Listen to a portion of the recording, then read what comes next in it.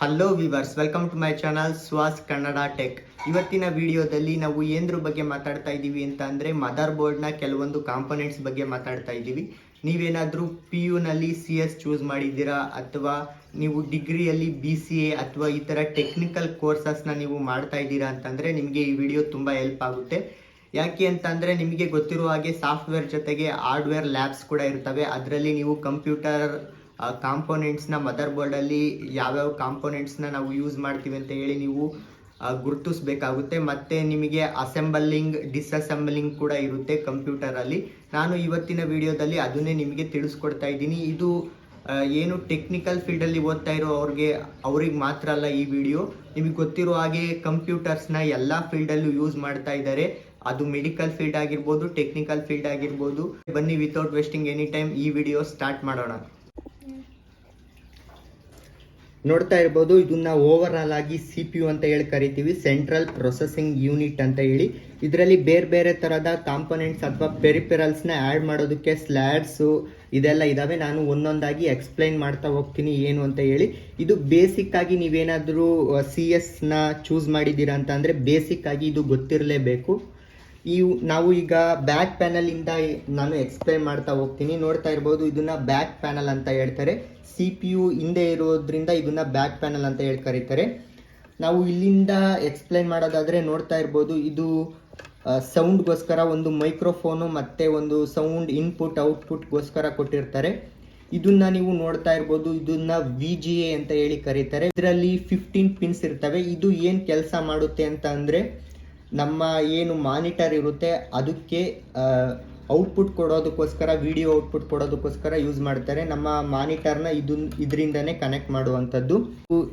HDMI cable connect ಮಾಡುವಂಥದ್ದು. ನೀವೇನಾದರೂ extra ಒಂದು ಮಾನಿಟರ್ ಅಥವಾ ನಿಮ್ಮ TVನೇನಾದರೂ ಈಗ ಬಂದಿರುವಂತಹ TVಗಳನ್ನ ಕನೆಕ್ಟ್ ಮಾಡ್ಕೋಬೋದು.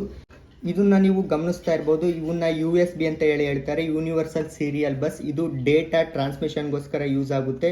ಡೇಟಾ ಕೊಡೋದಕ್ಕೆ ಮತ್ತು ತಗೊಳ್ಳೋದಕ್ಕೋಸ್ಕರ ಇದು ಯೂಸ್ ಆಗುತ್ತೆ. ಇದರಲ್ಲಿ ನಾವು ಪೆನ್ ಡ್ರೈವ್ಸು ಅಥವಾ ವೆಬ್ ಕ್ಯಾಮು ಇದನ್ನೆಲ್ಲ ಕನೆಕ್ಟ್ ಮಾಡ್ಕೋಬೋದು.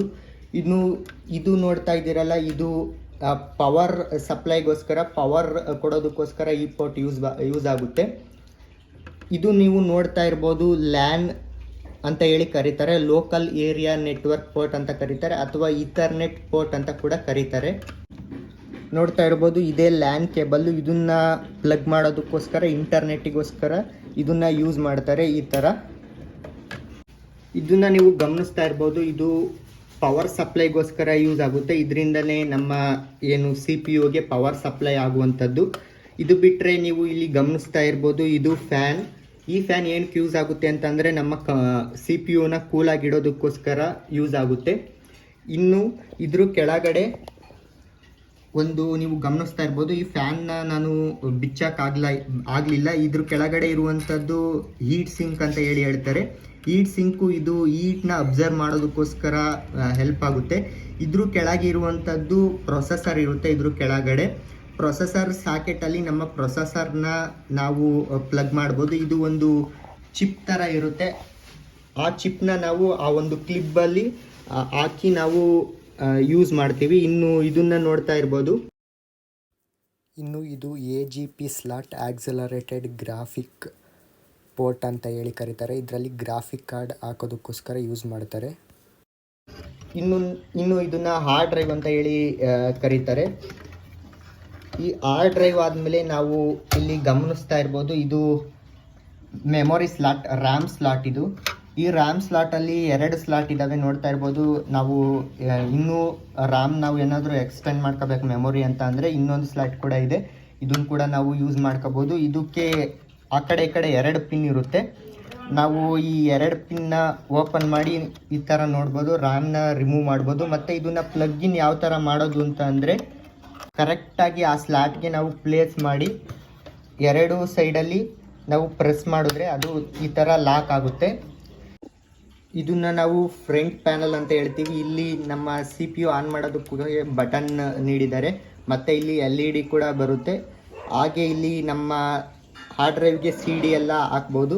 ಇಲ್ಲೂ ಕೂಡ USB ಕೊಟ್ಟಿದ್ದಾರೆ. ನಿಮ್ಮ ಏನಾದರೂ ಲೈಟ್ಸು ಮತ್ತು ಪೆನ್ ಡ್ರೈವು ಇದನ್ನೆಲ್ಲ ನಾವು ಇಲ್ಲಿ ಪ್ಲಗ್ ಮಾಡ್ಕೋಬೋದು.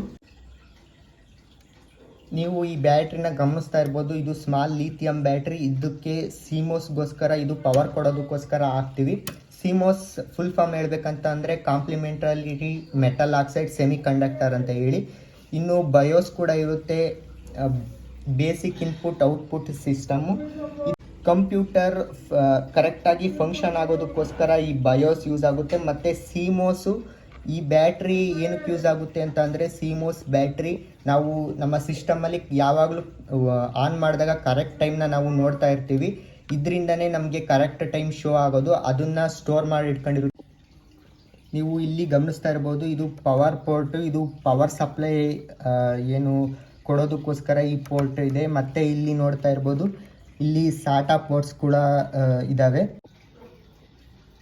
ಈ ಸಿಸ್ಟಮಲ್ಲಿ ಯಾವ್ಯಾವ ಪೋರ್ಟ್ಸು ಮತ್ತು ಸ್ಲಾಟ್ಸ್ ಇದ್ದಾವೋ ನಾನು ನಿಮಗೆ ಎಕ್ಸ್ಪ್ಲೇನ್ ಮಾಡಿದ್ದೀನಿ. ಇದು ಸ್ವಲ್ಪ ಹೊಸ ಸಿಸ್ಟಮ್ ಆಗಿರೋದ್ರಿಂದ ಇದರಲ್ಲಿ ಕೆಲವೊಂದು ಪೋರ್ಟ್ಸ್ ನಮಗೆ ನೋಡೋಕ್ಕೆ ಸಿಗೋದಿಲ್ಲ. ಯಾವ ಥರ ಪೋರ್ಟ್ಸ್ ಅಂತ ಅಂದರೆ, ನಿಮಗೆ ಪ್ಯಾರಲಲ್ ಪೋರ್ಟ್ಸ್ ಇದರಲ್ಲಿ ನೋಡೋದಕ್ಕೆ ಸಿಗ್ತಾ ಇಲ್ಲ. ಈ ಪ್ಯಾರಲಲ್ ಪೋರ್ಟ್ಸು 25 ಪಿನ್ಸಿಂದ ಇರುತ್ತೆ. ಇದರಲ್ಲಿ PCI ಪೆರಿಫೆರಲ್ ಕಾರ್ಡ್ ಇಂಟರ್ಫೇಸ್ ಅಂತ ಹೇಳಿ ಒಂದು ಬರುತ್ತೆ. ಇದು ಸೌಂಡ್ ಕಾರ್ಡ್ಸು ಅದನ್ನೆಲ್ಲ ನಾವು ಹಾಕೋದಕ್ಕೋಸ್ಕರ ಇರುತ್ತೆ. ಈ ಒಂದು ಸ್ಲಾಟ್ ಕೂಡ ಇದರಲ್ಲಿ ಇಲ್ಲ. ನೋಡಿದ್ರಲ್ಲ ವೀವರ್ಸ್, ಯಾವ್ಯಾವ ಥರದ ಸ್ಲಾಟ್ಸು ಮತ್ತು ಪೋರ್ಟ್ಸ್ ಇದ್ದಾವೆ ನಮ್ಮ ಮದರ್ ಬೋರ್ಡಲ್ಲಿ, ಅದನ್ನು ನಾನು ನಿಮಗೆ ಎಕ್ಸ್ಪ್ಲೈನ್ ಮಾಡಿದ್ದೀನಿ. ಇದು ಸ್ವಲ್ಪ ಹೊಸ ಸಿಸ್ಟಮ್ ಆಗಿರೋದ್ರಿಂದ ಇದರಲ್ಲಿ ಕೆಲವೊಂದು ಪೋರ್ಟ್ಸ್ ಕೂಡ ಇಲ್ಲ, ಅದನ್ನು ಕೂಡ ನಿಮಗೆ ಹೇಳಿದ್ದೀನಿ. ನೀವೇನಾದರೂ ನಿಮ್ಮ ಕಾಲೇಜಲ್ಲಿ ಹೋದರೆ ಈ ಥರ ಸಿಸ್ಟಮ್ನ ನಿಮಗೆ ಕೊಡೋದಿಲ್ಲ, ಸ್ವಲ್ಪ ಹಳೇ ಸಿಸ್ಟಮ್ ಕೊಡ್ತಾರೆ. ಅದರಲ್ಲಿ ನಾನು ಯಾವ್ಯಾವ ಪೋರ್ಟ್ಸ್ ಇಲ್ಲ ಅಂತ ಹೇಳಿದ್ನೋ ಆ ಒಂದು 2-3 ಪೋರ್ಟ್ಸು ಎಕ್ಸ್ಟ್ರಾ ಇರುತ್ತೆ ಅಷ್ಟೇ. ಅದನ್ನು ನೀವು ಈಸಿಯಾಗಿ ಇದನ್ನೆಲ್ಲ ನೀವೇನಾದರೂ ಐಡೆಂಟಿಫೈ ಮಾಡಿ ಎಕ್ಸ್ಪ್ಲೈನ್ ಮಾಡೋಕ್ಕಾಯಿತು ಅಂತಂದರೆ ಅದನ್ನು ನೀವು ತುಂಬ ಈಸಿಯಾಗಿ ಅದನ್ನು ಕೂಡ ಐಡೆಂಟಿಫೈ ಮಾಡ್ಬೋದು. ಐ ಹೋಪ್ ನಿಮ್ಗೆ ಈ ವಿಡಿಯೋ ಇನ್ಫಾರ್ಮೇಟಿವ್ ಆಗಿತ್ತು ಮತ್ತು ಯೂಸ್ಫುಲ್ ಆಗಿತ್ತು ಅಂತ ಹೇಳಿ ಅಂದ್ಕೊಳ್ತೀನಿ. ಇನ್ಫಾರ್ಮೇಟಿವ್ ಆಗಿದ್ದರೆ ಪ್ಲೀಸ್ ಲೈಕ್ ಮಾಡಿ, ಶೇರ್ ಮಾಡಿ ಮತ್ತು ಸಬ್ಸ್ಕ್ರೈಬ್ ಮಾಡೋದು ಮರಿಬೇಡಿ ಅಂತ ಹೇಳ್ತಾ ಇವತ್ತಿನ ವಿಡಿಯೋ ಮುಗಿಸ್ತಾ ಇದ್ದೀನಿ. Thank you for watching. ಸಿಗೋಣ ಮುಂದಿನ ವಿಡಿಯೋದಲ್ಲಿ.